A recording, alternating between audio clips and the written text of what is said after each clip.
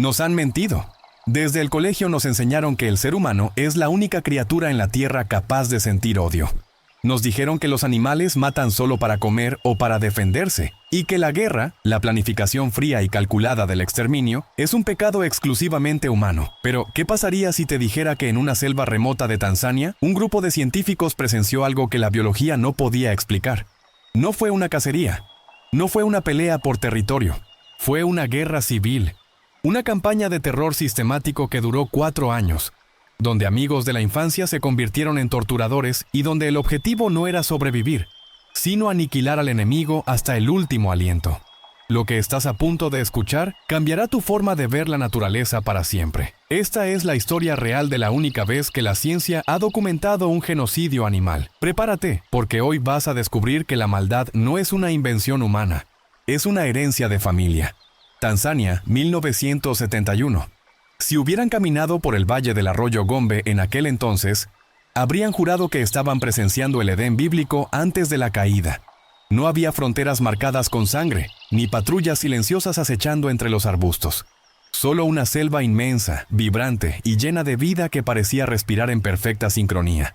Aquí, la doctora Jane Goodall no solo estaba observando animales, estaba documentando lo que el mundo creía que era una utopía biológica. Las imágenes de archivo de esa época nos muestran una realidad que hoy parece casi dolorosa por su inocencia. Observen a los miembros de la comunidad Kasakela. Ahí están Humphrey, Figan y el viejo Goliath, sentados uno junto al otro bajo la densa sombra de los árboles de higo. No hay tensión en sus posturas, no hay miradas de reojo. Pasan horas enteras en sesiones de acicalamiento, sus dedos largos y callosos separando meticulosamente el pelaje de sus compañeros, buscando parásitos, sí, pero haciendo algo mucho más importante, tejiendo lazos sociales indestructibles. En este momento, el acicalamiento no es solo higiene, es la moneda de cambio de la paz, el lenguaje del afecto en su forma más pura. Para los observadores externos, la vida en Gombe era un espejo de lo que la humanidad deseaba ser. Veíamos madres jugando con sus crías, machos jóvenes persiguiéndose entre las lianas por la pura alegría de estar vivos, y familias enteras durmiendo ovilladas en nidos altos, compartiendo el calor corporal contra el frío de la noche africana. En aquel entonces no existían el norte y el sur, no existían el ellos y el nosotros. La comunidad era un clan robusto, unificado, una hermandad que parecía inquebrantable. Jane Goodall, con su libreta y sus prismáticos, registraba esta armonía con una fascinación que contagió al planeta entero. El mundo miró a estos primates y suspiró aliviado. Parecían la prueba viviente de que la violencia sistemática, la crueldad calculada y la guerra eran invenciones puramente humanas, defectos trágicos de nuestra civilización que no habían corrompido a nuestros primos más cercanos. Nos enamoramos de su inocencia, proyectamos nuestra moralidad sobre ellos. Pero la selva es experta en guardar secretos oscuros a plena luz del día. Lo que veíamos era real, pero era solo la superficie de un lago profundo y turbio. Bajo esos abrazos fraternales y sesiones de juego, las placas tectónicas de su sociedad estaban empezando a rechinar imperceptiblemente. Nadie, ni siquiera la experta mirada de Goodall, pudo predecir que esos mismos dedos que hoy acariciaban con ternura la espalda de un hermano, pronto se convertirían en las herramientas de una masacre. Estábamos presenciando la calma antes del huracán más violento jamás registrado en la etología. Estábamos viendo el último verano de la inocencia antes de que el instinto primitivo tomara el control. Porque nosotros, en nuestra arrogancia, creíamos que la guerra era una construcción política del hombre. Estábamos equivocados. La semilla del genocidio ya estaba plantada en su ADN, esperando solo una chispa para incendiar el bosque entero. Y esa chispa estaba a punto de saltar. No sucedió de la noche a la mañana. Como una grieta invisible en un muro de carga, la fractura de la comunidad de Gombe comenzó en silencio. Una erosión lenta pero constante que pasó desapercibida para el ojo inexperto. Hacia 1973, Jane Goodall comenzó a notar algo inquietante en sus cuadernos de campo. El gran grupo unificado, aquel que habíamos visto compartir frutas y sombras, estaba dejando de existir. La comunidad se partió en 2 facciones geográficas y emocionales. Por un lado, el grupo Kasakela, que reclamó el norte del territorio, manteniendo el poder central. Por el otro, 7 machos adultos, acompañados por 3 hembras y sus crías, desertaron hacia el sur, formando lo que se conocería como la facción Kahama. Al principio parecía una simple mudanza, una cuestión de espacio, pero pronto la biología dio paso a la política más cruda. Lo que empezó a helar la sangre de los investigadores no fue la distancia física, sino el cambio en la mirada. Imaginen por un segundo encontrarse con su hermano, con alguien con quien han crecido, jugado y compartido comida durante una década, y de repente, al cruzar sus caminos en la espesura, no hay reconocimiento, no hay saludo, solo un vacío frío y calculado. Cuando los miembros del norte se encontraban con los del sur en las zonas limítrofes, el aire se volvía pesado, cargado de electricidad estática. Los viejos amigos dejaron de acicalarse. Esos rituales de paz desaparecieron por completo. En su lugar, comenzaron a verse comportamientos aterradores. Al avistar a un antiguo compañero a la distancia, el pelaje de los machos se erizaba instantáneamente, una reacción involuntaria conocida como piloerección, haciéndolos parecer más grandes, más oscuros, más monstruosos. Ya no eran Hugo o Charlie, los amigos de la infancia, ahora eran el enemigo, eran el otro. Goodall observó con horror cómo la estructura social se transformaba en una maquinaria militar. Los machos de Casaquela, los del norte, comenzaron a ignorar las fuentes de comida más ricas solo para dirigirse a los límites de su territorio. No iban a comer, no iban a buscar hembras, iban a patrullar, caminaban en formaciones cerradas, escaneando la línea de árboles del sur con una intensidad obsesiva, como centinelas protegiendo una frontera en tiempos de Guerra Fría. Había una tensión insoportable en la selva, esa clase de silencio que precede a una tormenta eléctrica. Los chimpancés se subían a las ramas más altas, no para dormir, sino para espiar el territorio sureño, vigilando los movimientos de sus ex-hermanos con una paranoia casi humana. Los abrazos se convirtieron en demostraciones de fuerza. Los gritos de alegría se transformaron en pant-hoots de advertencia que retumbaban en el valle como tambores de guerra. La tragedia de este momento radica en la traición implícita. Estos animales conocían los hábitos, los escondites y las debilidades de sus rivales porque, hasta hacía pocos meses, dormían espalda con espalda. La intimidad compartida se convirtió en su arma más peligrosa. El escenario estaba listo, la pólvora estaba seca y esparcida por el suelo de la selva. Solo faltaba que alguien encendiera la mecha.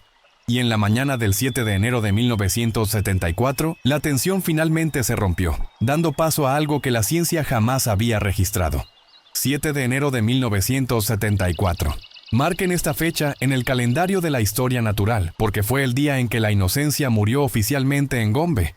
Fue el día en que cruzamos el umbral de lo animal a lo siniestramente humano. Godi, un macho joven del grupo sureño de Cajama, estaba haciendo lo que cualquier chimpancé hace en una mañana tranquila: alimentarse. Se encontraba solo en un árbol, disfrutando de su comida, completamente ajeno al hecho de que se había convertido en un objetivo. La soledad en la selva siempre ha sido un riesgo, pero Godi confiaba en su fuerza y en las reglas no escritas de su especie. No sabía que esas reglas acababan de ser reescritas con tinta roja. Desde la espesura, 6 sombras emergieron. No hicieron ruido. No hubo los gritos de advertencia habituales, ni las demostraciones de fuerza rompiendo ramas que suelen preceder a una pelea de dominancia. Esto era diferente. Era una unidad de exterminio compuesta por 6 machos del norte, liderados por el alfa, Humphrey. Se movían con un propósito escalofriante, flanqueando el árbol, cortando cualquier ruta de escape. Cuando Godi se dio cuenta, ya era demasiado tarde. Intentó huir, pero la emboscada fue perfecta. Lo derribaron del árbol y lo que sucedió a continuación heló la sangre de los observadores. En el mundo animal, las peleas suelen durar segundos. El perdedor se rinde, el ganador lo deja ir. Es la ley de la selva para preservar la especie. Pero aquí, Humphrey y su banda no buscaban sumisión, buscaban aniquilación. Lo inmovilizaron contra el suelo. Fue una escena de pesadilla táctica, mientras un chimpancé le sujetaba las piernas y otro le clavaba las manos en el suelo para que no pudiera moverse. Los demás comenzaron a golpearlo y morderlo con una furia metódica. No era un frenesí ciego, era un castigo. Humphrey, usando toda su masa muscular, se abalanzó sobre él. Los dientes de sus antiguos compañeros rasgaban su carne, mientras las manos que antes lo acicalaban ahora lo desmembraban. Godi gritaba, pero sus alaridos no despertaron piedad, solo más violencia. El ataque duró lo que pareció una eternidad. Cuando finalmente lo soltaron, Godi no se levantó. Quedó tendido en la tierra, cubierto de heridas profundas, respirando con dificultad, con la mirada perdida de quien sabe que el final está cerca. Aunque logró arrastrarse hacia la oscuridad después de que sus agresores se fueron, nunca más se le volvió a ver. La gravedad de sus heridas dictó su sentencia de muerte. Pero lo más perturbador no fue el asesinato en sí. Fue lo que hicieron los asesinos inmediatamente después. Los machos de Casaquela, manchados con la sangre de su antiguo amigo, comenzaron a celebrar. Gritaban, se abrazaban excitados, lanzaban ramas al aire y corrían en círculos en una especie de danza macabra de victoria. Estaban eufóricos. La adrenalina de matar a un semejante les había dado un subidón de poder embriagador. Habían probado la sangre, habían cruzado una línea moral invisible, y su reacción no fue de remordimiento, sino de triunfo absoluto. La guerra había comenzado, y la primera baja ya estaba cobrada. Si algo define a los chimpancés en su estado natural es el ruido. Son criaturas exuberantes, vocales, que anuncian su presencia al mundo con gritos, golpes en los contrafuertes de los árboles y alaridos que viajan kilómetros. Pero después de la muerte de Godi, el bosque de Gombe se llenó de un silencio antinatural. Los machos de Casaquela cambiaron su comportamiento de una manera que desconcertó a la comunidad científica. Dejaron de ser animales ruidosos para convertirse en soldados furtivos. Lo que Jane Goodall empezó a documentar desafiaba todo lo que creíamos saber sobre la inteligencia animal. No era comportamiento instintivo, era táctica de guerrilla. Los machos del norte formaban escuadrones de patrulla organizados. Imaginen la escena: 4 o 5 machos adultos, macizos y fuertes, caminando en fila india, pisando con un cuidado extremo para no crujir una sola rama seca. Se movían como fantasmas a través de la maleza, con los sentidos agudizados al límite, en un silencio absoluto y aterrador. Su objetivo ya no era buscar comida. Ignoraban los árboles frutales en su propio territorio para adentrarse profundamente en la zona de conflicto, en las tierras del sur. Avanzaban, se detenían, escuchaban el viento y olfateaban el aire buscando el rastro de sus antiguos hermanos. De vez en cuando se subían a los árboles altos en las crestas de las colinas, no para descansar, sino para realizar labores de reconocimiento visual, escaneando el valle enemigo en busca de víctimas solitarias. Esto fue un shock para la ciencia. Estábamos viendo planificación estratégica. Los Casaquela evaluaban el riesgo. Si veían un grupo grande de enemigos del sur, se retiraban en silencio, invisibles, sin delatar su posición. Pero si detectaban a un individuo solo o a una madre rezagada con su cría, la dinámica cambiaba instantáneamente. El sigilo se transformaba en una cacería coordinada a alta velocidad. Era la aplicación de la fuerza abrumadora. Nunca atacaban si no tenían la superioridad numérica garantizada, al menos 3 contra 1. Esta frialdad calculadora, esta capacidad de suprimir sus impulsos naturales de hacer ruido para ejecutar una emboscada sorpresa, nos obligó a reescribir los libros de texto. No estábamos viendo una disputa territorial animal, estábamos viendo operaciones encubiertas. Estaban librando una guerra de desgaste, eliminando sistemáticamente a la oposición uno por uno, pieza por pieza, asegurándose de sufrir 0 bajas propias. El bosque, que antes era su hogar, se convirtió en un tablero de ajedrez mortal donde un paso en falso significaba la muerte. Y mientras los Casaquela perfeccionaban su arte de la guerra silenciosa, en el sur, un viejo gigante, un patriarca que no entendía este nuevo mundo de odio, estaba a punto de cometer el error fatal de confiar en la memoria de una vieja amistad. En toda guerra hay una muerte que simboliza la pérdida total de la humanidad, o en este caso, de la chimpancidad. Esa muerte fue la de Goliat. Goliat no era un chimpancé cualquiera. Era una leyenda viva en Gombe. Había sido el macho alfa en los viejos tiempos, un líder benevolente que gobernaba no con terror, sino con carisma. Incluso en su vejez, mantenía una dignidad regia. Pertenecía a la facción del sur, pero su corazón no entendía de fronteras políticas. Era un abuelo para todos, el tipo de figura que había acicalado, protegido y jugado con casi todos los machos jóvenes que ahora patrullaban para el norte. Ese día fatídico, los patrulleros de Casaquela, Faven, Freud y el Alfa Humphrey cruzaron la línea invisible hacia el sur, y allí estaba él, Goliat, viejo, frágil, sentado tranquilamente. Aquí es donde se rompe el corazón. Cualquier otro chimpancé habría corrido al ver a una patrulla enemiga, pero Goliat no corrió. Al ver acercarse a las figuras familiares de Humphrey y Faven, sus antiguos protegidos, no vio asesinos, vio amigos, vio a su familia. En lugar de huir, soltó un grito de bienvenida, un saludo amistoso, y se quedó quieto esperando el ritual de saludo que habían compartido 1000 veces antes. Confiaba ciegamente en el vínculo sagrado de la tribu. Fue su sentencia de muerte. La respuesta de los Casaquela no fue un abrazo. Fue una marea de violencia instantánea y repugnante. Se abalanzaron sobre el anciano con una hazaña que desafía toda descripción. No fue una pelea, fue una ejecución pública. Uno tras otro lo golpearon, lo mordieron y lo arrastraron por el suelo. La brutalidad fue específica y cruel. Le torcieron las piernas en ángulos antinaturales, le pisotearon la espalda hasta que se escuchó el crujido de sus huesos y le desgarraron los órganos internos. Goliat gritaba, pero no eran gritos de guerra, eran alaridos de confusión y dolor absoluto. No se defendió. ¿Cómo te defiendes cuando son tus propios hijos quienes te están matando?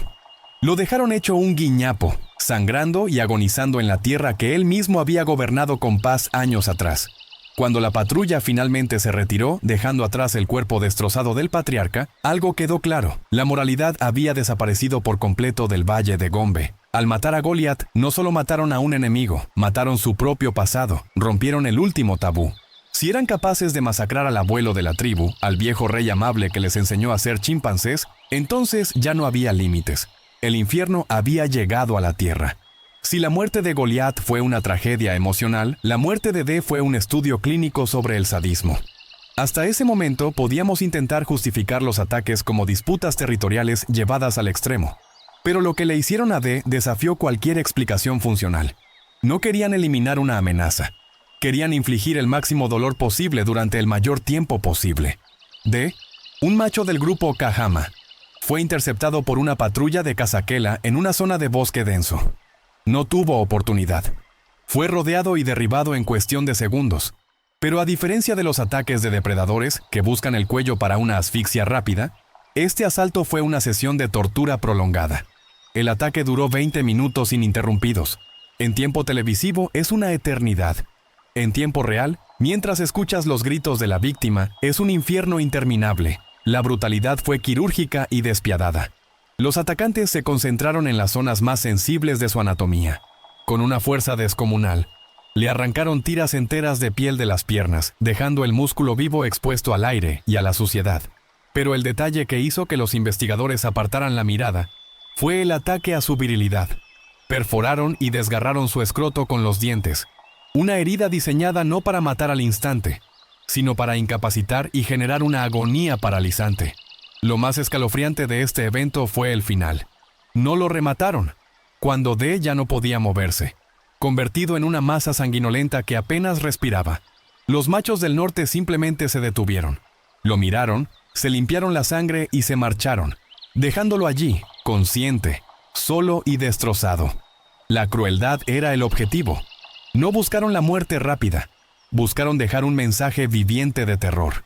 D, con una voluntad de hierro, logró arrastrarse dolorosamente hasta el hueco de un árbol cercano. Allí permaneció, escondido y temblando, mientras las moscas comenzaban a cubrir sus heridas abiertas. Murió días después, no por el ataque directo, sino por la infección y el shock, consumiéndose lentamente en la oscuridad. La selva ya no era un hogar. Se había convertido en una cámara de tortura a cielo abierto. En la mayoría de las guerras animales, las hembras son el trofeo. Los machos luchan para conquistarlas, para reproducirse, para perpetuar su linaje. Pero la guerra de los 4 años no seguía las reglas de la biología, seguía las reglas del odio.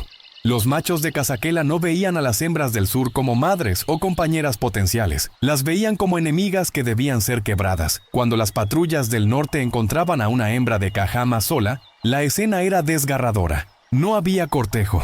Se lanzaban sobre ella en manada. Las golpeaban con una violencia inusitada, arrastrándolas por el suelo mientras ellas gritaban protegiendo sus vientres. Y lo que seguía no era reproducción, era castigo. Las violaciones eran sistemáticas y brutales. Actos de dominación pura diseñados para aterrorizar. Si la hembra llevaba una cría, el destino del pequeño era sentenciado en el acto. Muchos fueron arrancados de los brazos de sus madres y asesinados frente a ellas. Pero si creían que el horror era propiedad exclusiva de los machos, la selva tenía reservada una pesadilla final. En medio de este caos social, surgió una figura que parecía salida de una película de terror psicológico. Una hembra llamada Passion. Passion, junto con su hija Pom, comenzó a hacer lo impensable. No defendían territorio, se dedicaban a cazar bebés. De manera fría y calculadora, Passion arrebataba a los recién nacidos de los brazos de otras hembras de su propia comunidad para matarlos y comerlos. Canibalismo. El tabú supremo.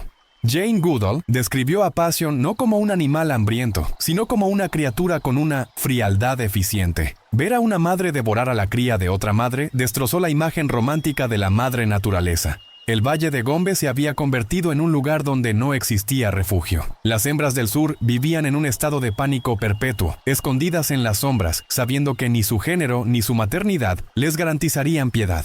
La guerra había borrado cualquier rastro de empatía. Ya no había reglas, solo dientes, sangre y un miedo absoluto que impregnaba cada hoja del bosque. Hacia el final de la guerra, la resistencia del sur se había desmoronado. Pero quedaban dos nombres que se negaban a ser borrados de la historia sin pelear. El primero fue Charlie. Charlie no era un chimpancé común. Era lo que podríamos llamar el playboy de la selva. Macizo, con una confianza arrogante y una melena densa que lo hacía parecer más grande de lo que era. Mientras otros huían al primer crujido de una rama, Charlie caminaba con la cabeza alta. Cuando la patrulla de la muerte de Casakela vino por él, no corrió. No se escondió. La escena fue digna de una epopeya trágica. Charlie estaba solo cuando se topó con 5 machos del norte. 5 contra 1. La matemática de la supervivencia dictaba una huida inmediata, pero Charlie eligió plantar cara. Se lanzó contra ellos con una furia suicida, rugiendo y golpeando, intentando llevarse a alguno con él al otro mundo. Fue una última defensa heroica, pero inútil. La superioridad numérica lo aplastó. Lo mataron allí mismo, luchando hasta el último aliento, negándose a someterse ante los traidores. Su cuerpo quedó como un monumento al valor inútil en medio de la selva. Con Charlie muerto, solo quedaba uno: Sniff. La historia de Sniff es quizás la más dolorosa de todas porque es la historia de la soledad absoluta. Era joven, estaba en la plenitud de su vida y de repente se encontró siendo el último habitante de un pueblo fantasma. Imaginen vivir durante un año entero sabiendo que eres el último de tu especie en esa zona. Sniff se convirtió en una sombra. Dejó de vocalizar. Se movía con un sigilo paranoico, comiendo rápido y mirando siempre por encima del hombro. Sobrevivió así, en un terror psicológico constante, durante 12 meses interminables. Pero la suerte en Gombe siempre se acaba. Un día, la patrulla del norte lo encontró. No fue una batalla como la de Charlie. Fue un linchamiento. Sniff estaba acorralado. Los machos de Casakela, oliendo el final de la guerra, se abalanzaron sobre él con una eficiencia escalofriante. Fue rápido y brutal. Cuando los gritos de Sniff finalmente se apagaron, un silencio pesado cayó sobre el valle de Cajama. Ya no quedaba nadie. Ni un solo macho del grupo del sur respiraba. Las hembras habían sido asimiladas a la fuerza, muertas o dispersadas. El exterminio fue total. No fue una victoria territorial. Fue una limpieza étnica completa. Los Casakela habían logrado lo imposible: borrar del mapa a toda una comunidad rival hasta que solo quedaron ellos, de pie sobre los huesos de sus antiguos amigos. Aquí tienes el desenlace irónico y brutal de esta historia. Es el momento donde la naturaleza imparte su propia justicia. La guerra había terminado. Los machos de Casakela, ahora dueños absolutos de todo el valle, se paseaban por el territorio conquistado con una arrogancia que resultaba casi obscena. Caminaban por los senderos donde habían matado a sus hermanos, alimentándose de los árboles frutales que antes pertenecían al sur. Se sentían invencibles. Habían aniquilado a toda la oposición y ahora el mundo era suyo. Estaban borrachos de poder, convencidos de que eran los depredadores alfa supremos de la región. Impulsados por esta soberbia, cometieron el error clásico de cualquier imperio en expansión: la codicia. No se conformaron con las tierras de Cajama, querían más. Humphrey, Figan y el resto de la tropa victoriosa decidieron empujar las fronteras aún más al sur, adentrándose en tierras desconocidas, creyendo que su táctica de terror funcionaría contra cualquiera, pero la selva les tenía preparada una lección de humildad instantánea y aterradora. Al cruzar el límite del territorio que acababan de conquistar, se toparon con algo para lo que no estaban preparados. No encontraron un grupo fragmentado y débil. Se encontraron de frente con la comunidad de Calande. Si los Casakela eran una pandilla de barrio peligrosa, los Calande eran un ejército profesional. Eran más numerosos, más grandes y mucho más agresivos. La diferencia de fuerzas era ridícula. Cuando los conquistadores del norte escucharon los gritos de guerra de los Calande y vieron la cantidad de machos que emergían de la espesura, el cambio en su actitud fue patético. La arrogancia se evaporó en una fracción de segundo. Los mismos chimpancés que habían torturado a D y masacrado al viejo Goliat mostraron su verdadera naturaleza. Eran cobardes. No hubo pelea. No hubo defensa heroica. Al ver que el enemigo era más fuerte, los machos de Casakela dieron media vuelta y huyeron despavoridos hacia el norte, chillando de miedo, con el rabo entre las piernas. La ironía final es devastadora. Por miedo a los poderosos Calande, los Casakela tuvieron que abandonar todo el territorio del sur que habían ganado con tanta sangre. Tuvieron que replegarse a su frontera original, cediendo las tierras de Cajama, las tierras de sus víctimas, al enemigo nuevo. 4 años de guerra, asesinatos brutales, secuestros, canibalismo, el exterminio completo de sus antiguos amigos. ¿Y para qué? Para nada. Absolutamente nada. Terminaron confinados exactamente en el mismo pedazo de tierra donde empezaron, pero ahora cargando con las cicatrices de la batalla y el peso de haber aniquilado a su propia especie en vano. La naturaleza, con su fría indiferencia, les demostró que en la guerra no hay ganadores, solo supervivientes que pierden el alma en el proceso. Cuando el polvo se asentó en Gombe, algo se había roto para siempre. Y no hablo solo de los huesos de los chimpancés muertos, sino del corazón mismo de la ciencia. Jane Goodall, la mujer que había dedicado su vida a mostrar al mundo la humanidad de estos animales, se encontró de repente mirando al abismo. En sus memorias posteriores, confesó que durante años después de la guerra, se despertaba en medio de la noche, sudando, atormentada por imágenes que no podía borrar de su mente. Goody sujetado en el suelo, la mirada vacía de D, el canibalismo de Passion, la imagen romántica del buen salvaje, esa idea de que la naturaleza es inherentemente pura y que solo la civilización corrompe, había sido destrozada a golpes de piedra y colmillo. Lo que descubrimos en Gombe fue un espejo oscuro. Un espejo que nos devolvía una imagen deformada y terrorífica de nosotros mismos.